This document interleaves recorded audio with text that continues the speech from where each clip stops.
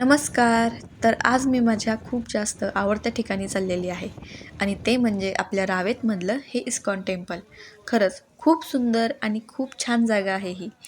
इथे आल्यानंतर आपण आपल्या आयुष्यातले सगळे दुःख, संकट आणि टेन्शन सगळं काही विसरून जातो आणि फक्त भक्ती करायला लागतो.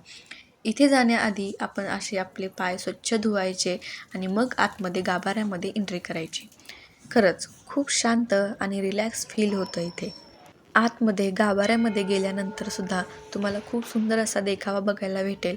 सुंदर अशी राधाकृष्ण बघायला भेटतील. बघा इथे खूप सुंदर असं नक्षीकाम केलेलं आहे लाकडावरती.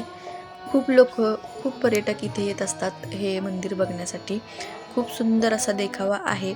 इथल्या भिंतींवरती श्रीकृष्णांच्या लीलांचं चित्रीकरण केलेलं आहे आणि पूर्ण लाकडी स्ट्रक्चर आहे.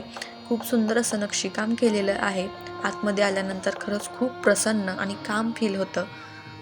आणि आतमध्ये आल्यानंतर तुम्हाला फक्त हरे कृष्ण कृष्ण कृष्ण हरे हरे हरे राम राम राम हरे हरे हीच धून तुम्हाला फक्त ऐकायला भेटेल. आणि खरंच ते ऐकून मनाला खरंच खूप प्रसन्न वाटतं. मलासुद्धा अजून खूप वेळ तिथं बसावंसं वाटत होतं, पण आमचीसुद्धा वेळ जायची झाली होती. मग आलो बाहेर.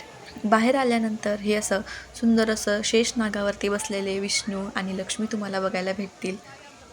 आणि खरंच इस्कॉनचं हे टेम्पल खरंच खूप प्रसिद्ध आहे, खूप सुंदर आहे. आम्ही दर्शन घेतल्यानंतर मग प्रसाद घेतला. खिचडी प्रसाद इथे मिळतो आणि खूप टेस्टी आणि खूप छान असतं. आणि स्वच्छतासुद्धा असते. इथे बसून असे सगळेजण खातात. सगळे एकत्र असे छान बसून खात असतात आणि आपलं खाऊन झाल्यानंतर आपली प्लेट स्वच्छ धुवायची आणि मग ठेवायची. तुम्हीसुद्धा अशा सुंदर जागेला एकदा नक्की भेट द्या आणि माझ्या अजून अशाच व्हिडिओसाठी माझ्या चॅनलला सबस्क्राईब करा. Thank you.